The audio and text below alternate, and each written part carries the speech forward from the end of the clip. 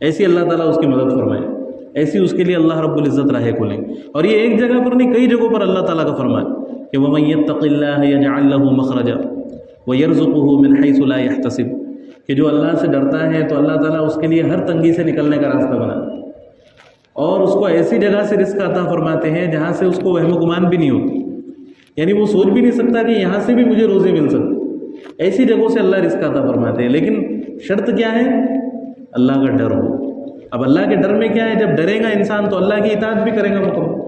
اب نماز اس کی کسی بھی حال میں فوت نہیں ہوگی، کسی بھی حرام چیز کی طرف وہ مائل نہیں ہوگی، حرام چیز کی طرف نہیں جائے گا، ساری چیزوں سے اپنے آپ کو بچا کے رکھے گا کہ کہیں اللہ تعالیٰ مجھ سے ناراض نہ ہو جائے۔ اب یہ زندگی اس میں ڈھل گئی اور کبھی گناہ ہو بھی جائے، اب گناہ سے بالکل صاف ستھرا تو انسان نہیں ہو سکتا، کچھ نہ کچھ تو ہوگا ہی۔ تو نیک لوگوں کا شعار کیا ہوتا ہے کہ وہ ہمیشہ اللہ سے ڈرتے، نیک کام بھی کریں گے تو اللہ سے ڈریں گے کہ اللہ اس میں جو بھی کوتاہیاں ہوئی اس کو معاف فرما، یا میرے اس عمل کو قبول فرما۔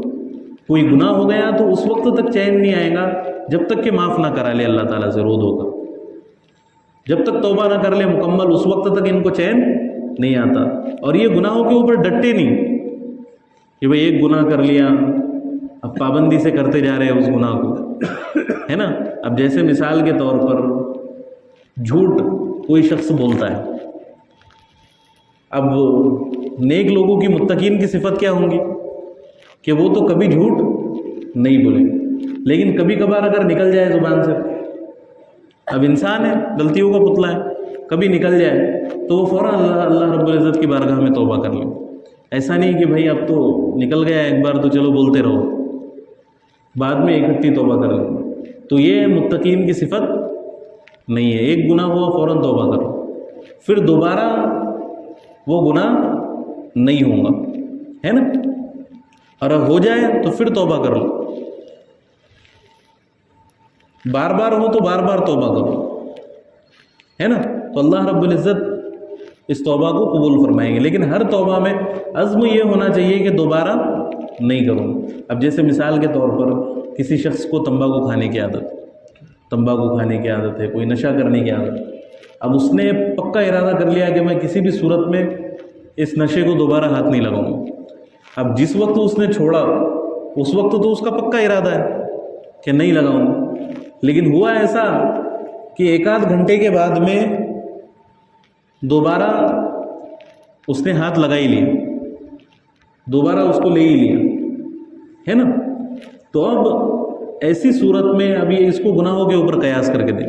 اب جیسے اس کا ارادہ تو پکا تھا، اب کسی شخص نے کوئی گناہ کیا، پکی توبہ کر لی، ارادہ مضبوط تھا کہ اب دوبارہ نہیں کروں، لیکن کسی وجہ سے دوبارہ ہو گیا، تو اگر وہ دوبارہ بھی توبہ کر لے تو پھر بھی اللہ رب العزت معاف فرما دیتے ہیں۔ لیکن شرط کیا ہے کہ یہ ارادہ ہونا چاہیے کہ دوبارہ نہیں کروں گا، اور اللہ تو جانتے ہیں کہ بھئی ارادہ ہے بھی یا نہیں ہے۔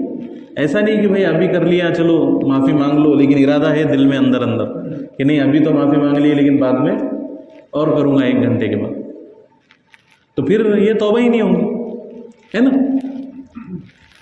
تو یہ معاملہ ہے۔ تو یہ دو چیزیں اختیار اگر کر لی جائے، تقوی اور صبر، تو انفرادی طور پر بھی اور اجتماعی طور پر بھی اللہ رب العزت مدد فرمائیں گے۔ اللہ تعالی ہم سب کو سمجھنے کی، عمل کرنے کی توفیق عطا فرمائے۔